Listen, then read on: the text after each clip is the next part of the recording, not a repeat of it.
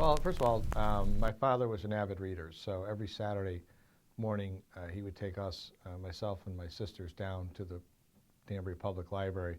I do remember going to the old library, which is farther up on Main Street. I was very young, probably 4 years old, 5 years old, so I vaguely remember the murals on the wall. And then when this library was built, we would come here religiously every Saturday, and you would pick 2 or 3 books out and take them home with you. And it was a big deal to be able to come to the library because there were no video games, there was no Netflix, it wasn't even, cable TV was in its infancy, you know, so you had maybe 3 channels to watch and that was it. So, you know, books were really your outlet and how you discovered a new world or lived in a new world or learned new things. And it was very popular for us to come down here. And this facility, as it is today, you know, was just booming. Today it's, again, evolved into different things. We have the studio, we have children's programs, young adult programs, we have reading programs, language programs, you know, computer programs, take your pick, and there's always something going on here. But back then it was straight books, and you had to check out your book with a librarian that was behind the counter, and they kind of knew you, and if you didn't return it, you would get a nasty letter in the mail to bring your book back, and it was just a great facility for all kinds of things happening. Memories that are tied to the library of my immigrant experience. I came to this country when I was 10 years old with my parents. I was born in Brazil. We came because my mom was having health issues and she needed to get treatment in New York. And Danbury was sort of like on the metro line, it was the last stop. Like, it was Brewster and then there was Danbury, and we knew that Connecticut would be cheaper than living in New York. So that's sort of like how we ended up here. And we were just lucky that there was a growing Brazilian community here as well. This was about 26 years ago. I came and it was hard. I did not speak English. My parents didn't speak English. We rented from Joe da Silva for many, many years. My dad worked construction, works to this day construction, but now he owns the company that he first got his job in, which is pretty cool. We used to work during the day, my parents, and then after school they'll pick us up. We will clean some houses, and then in the evening we would clean a supermarket in Carmel, New York named Grand Union, and then we'll go home. So we lived like that for the first couple of years of our lives, actually right around the block on Terrace Place, which is, you know, a walking distance here from the library. And the library was sort of like the fun thing I got to do after school that my parents were okay with me doing, which was coming over here and hanging out at the children's department. And that's when I met Sue Horton and Mary Ellen, who then asked if I wanted to volunteer, and then I said yes. And I started volunteering by going through the Rosetta Stone program and learning all the levels so that then I can come in after school and help immigrants who were going through the Rosetta Stone program. So very early on, I had a relationship with the library, and it became the first non-educational setting as far as like a school that I had interaction with people who were Americans, because everything else was around my family's life and my parents' life. So I got to meet different adults here at the library and at school. My great-grandparents and grandparents worked in some connection with the hatting industry.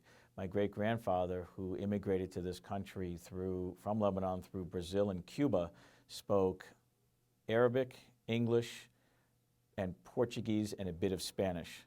But back in the 1920s and 30s, it was the Portuguese and English and Arabic that helped him, and he became a manager at one of the fur shops because there were so many Lebanese and Portuguese that worked there, and he was able to translate and to oversee on behalf of the owners. And I had other relatives that worked in the Yemen fur shop and hat factories in what was then River Street, known as Little Lebanon, over now, which is Kennedy Plaza and that area, where the original Lebanon American Club was founded over on New Street. It was a very large Lebanese American community there.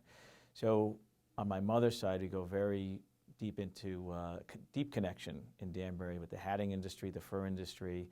And then, as so many families did, they branched off into different things. My grandfather, Albert Taylor, owned different restaurants or diners in town. My grandmother, worked in various, factories and industries, including Grolier over the years in Danbury.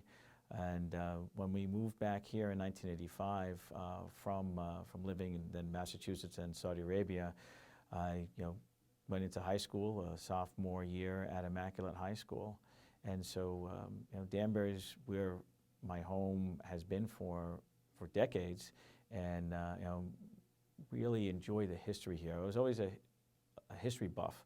So in high school I loved history. I was a history major in college.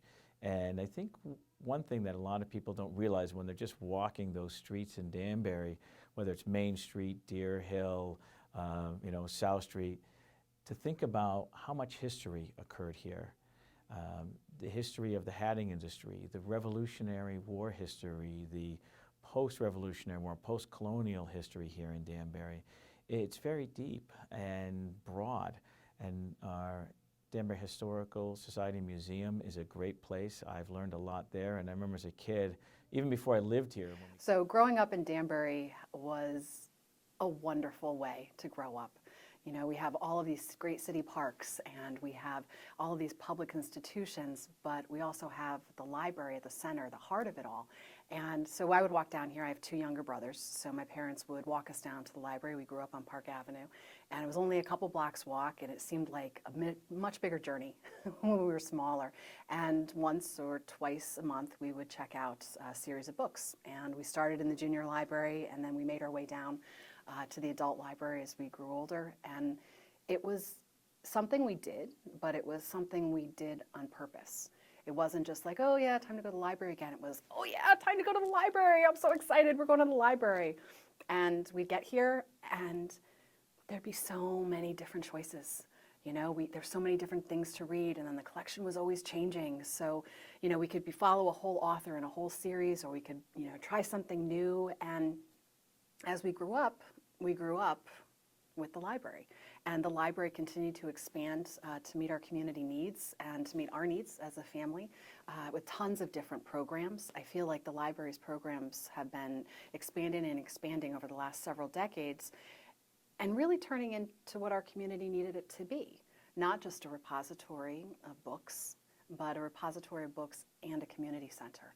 And that's at the heart of what makes the Danbury Library a wonderful place to be for the last 150 years. I'm just excited about the next 10 years in this city, and I'm just really excited about that this is the community that people want to live to. You know, people vote with their feet.